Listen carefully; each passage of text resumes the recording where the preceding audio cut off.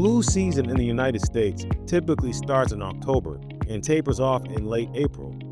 And there are two main strains of the influenza virus that cause our annual flu season: influenza A and influenza B. If flu acted like a two-person relay race, you'll typically see influenza A at the starting block in autumn and hitting its full stride by February. Come March, influenza B picks up the viral baton. That said, the flu season can vary from year to year. For example, data from the U.S. Centers for Disease Control and Prevention show the 2024 to 2025 flu season got a late start.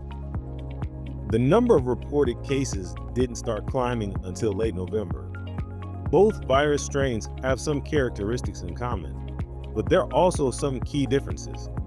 What are some differences between type A and type B flu? Influenza A and influenza B have a lot in common, but there are some overarching differences between the two flu types. For example, influenza A usually accounts for more flu cases and causes more severe illness than type B flu. For example, flu A accounted for 96% of flu cases reported in late 2024. Another difference is how the flu types affect kids. In children, influenza A is associated with more ear infections than influenza B, while influenza B is associated with more seizures, vomiting, and diarrhea than influenza type A. But the single most important difference is this: influenza B flu only infects humans. Influenza A, on the other hand, can infect birds and mammals. This explains why an antigenic shift can occur with influenza A, but not influenza B. Antigenic shift occurs when bird or animal influenza A is transmitted to humans. This results in pandemics, since humans don't have specific immunity to these groups of viruses. Antigenic shift is the reason why influenza A can cause a pandemic. Both influenza A and influenza B can cause annual epidemics. Epidemics are declared when there are more cases of a specific disease than usual in a specific group of people. A pandemic happens when an epidemic affects thousands or even millions of people in several different countries or continents. The 2009 H1N1 pandemic is an example of antigenic shift in action. In that case, an influenza A virus in pigs jumped to humans. That leap launched the 2009 H1N1 swine flu pandemic that infected millions of people worldwide. Antigenic shift is also why healthcare providers keep a close eye on the currently occurring rare cases of flu H5N1 bird flu. Antigenic drift is the other way flu evolves. In antigenic drift, the flu viruses make tiny changes, genetic mutations, from year to year. Antigenic drift occurs as a minor genetic mutation in either influenza A or B, resulting in possible reinfections year after year. These mutations account for the annual influenza epidemics that make 10% to 20% of the population ill. What do influenza A and influenza B have in common? Those differences aside, influenza A and B have important things in common. They spread the same way and cause similar symptoms. Both types are also more likely to affect babies and older adults, causing more serious symptoms in these age groups.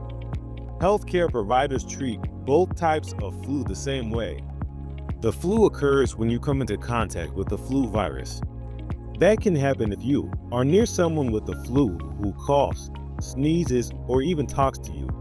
Droplets moving through the air can get into your nose or mouth. Those droplets then make their way to your lungs. Touch a contaminated surface and then touch your face, nose, mouth, or eyes. The virus can live for up to 48 hours on hard surfaces like counters and desks, phones, and computer keyboards. Touch the contaminated hands or face of someone with the flu and then touch your face, nose, mouth, or eyes. Who's at risk for influenza A and influenza B? Anyone can catch these viruses, but babies and older adults are more likely to have more severe symptoms. Younger babies, age 6 months and younger, are more likely to get infected and more likely to have severe disease caused by influenza than older children. Here's why. Every time germs like a flu virus invade your child's body, their immune system adds details about the virus to its invader database and develops antibodies to protect against future invasions. Older children are more likely to have run into more flu viruses than babies, so their immune systems are better trained to fend off these viruses. That means they'll likely have less serious flu symptoms than babies. And older children often get the flu shot during their annual checkup with their pediatrician. The vaccine isn't approved for babies 6 months and younger. Influenza A and influenza B can cause serious complications in people aged 65 or older. They may have more severe flu symptoms or develop a serious illness like pneumonia or myocarditis, inflammation of the heart muscle. The risk of severe influenza-related illness is higher in older people because they are more likely to have chronic diseases that worsen with flu. The CDC reports that 9 of 10 people hospitalized for complications of flu had an underlying condition, like chronic obstructive pulmonary disease, COPD. In some cases, medication to treat a chronic disease increases the risk of having severe complications of flu. For example, someone who has rheumatoid arthritis may need to take an immunosuppressant. This medication eases painful symptoms, but it also makes it harder for your immune system to fight off the flu. Flu symptoms in general, you feel lousy whether you have influenza A or influenza B. Unlike the common cold that can creep up on you, flu symptoms hit right away, and they hit hard. Both influenza A and influenza B typically kick off with a fever. Next comes any combination of symptoms like headache, cough, chills, diarrhea, or vomiting, usually only in kids, fatigue, muscle aches, runny or stuffy nose, congestion. Sore throat treatments and when to call the doctor. The sudden onset of fever, cough, and headache are reasons to call your doctor. People with underlying chronic medical conditions or are immunocompromised as a result of certain diseases or medications should seek care early, even if they have relatively mild symptoms. Treatment reduces symptoms and shortens illness when started early, so why stay miserable? Another benefit of early treatment is preventing the spread of infection to contacts at risk for severe flu-related illness. Your medical provider will typically perform nasal or throat flu tests to confirm the diagnosis. Your provider can prescribe antiviral drugs that have U.S. Food and Drug Administration approval to treat influenza early, 1 or 2 days within the onset of symptoms. Oseltamivir phosphate, known as Tamiflu. This medication comes in liquid or pill form. It's FDA approved for people 2 weeks of age and older. Zanamivir, known as Relenza. This medication is a powder that you inhale through your mouth using an inhaler device. It has FDA approval for children aged 7 and older and adults. Peramivir, known as Repivo. This is medication that a provider gives people who are in the hospital and are critically ill. You receive the medication via an intravenous line. It's treatment for babies aged 6 months and older, children, and adults. Baloxavir marboxil, known as Xofluza. This is a pill that you take as a single dose.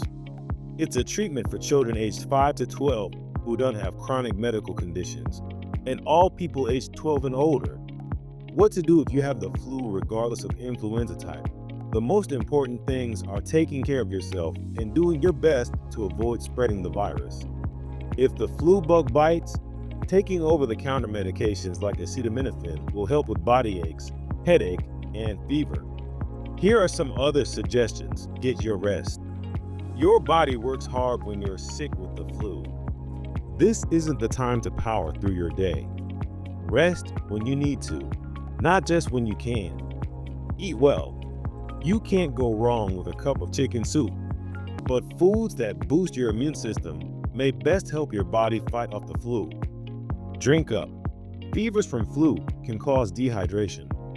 Warm water with lemon, herbal tea, or a cup of broth can help keep you hydrated. Try heat. Heat can ease aching muscles. Try taking a warm bath or shower, or using a heat wrap. Stay home. Flu is highly contagious, and you're most contagious the first 3 or 4 days after you develop symptoms. That last suggestion is very important. You may think you can tough it out and go about your day. Again, resist that urge, especially if your daily routine means you're frequently around many other people. In particular, you should stay away from other people who may be at risk for severe illness from the flu. That includes babies, people who are pregnant, people aged 65 and older, and people who have chronic illnesses. You may not be able to avoid encountering the flu, but there are many ways to help reduce your risk of flu-related illness. Getting a flu shot every year tops the list. Other best practices are stay away from people who have flu-like symptoms. If flu is running rampant at work or school, do your best to avoid close contact with them. Strengthen your immune system by eating well, staying active, and getting enough sleep. Wash your hands or use a hand sanitizer frequently. Avoid touching your face, eyes, and mouth. Some viruses make you immune once you've had them. Sadly, influenza A and influenza B aren't among them.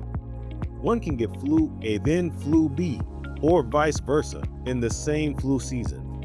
The bottom line, influenza A and influenza B may have plenty in common, but the ways in which they're different can affect how the flu affects you. Knowing the type of influenza that you have can help healthcare providers select the medication that's right for you. And because experts track the differences in how influenza A and influenza B spread, that can help providers plan ways to manage flu season, like letting people know when the flu types are spiking in their communities. If you feel like you are coming down with the flu or otherwise are feeling under the weather, you can walk into American Family Care Joplin for diagnosis and treatment to get you feeling better fast. Our qualified medical providers are here for you 7 days a week. AFC Urgent Care Joplin is open 8 to 8 Monday through Friday and 8 to 5 on weekends. Located just off 3rd and Rangeline behind the Starbucks, AFC Joplin Urgent Care is always ready to help with no appointment necessary. American Family Care, the right care, right now.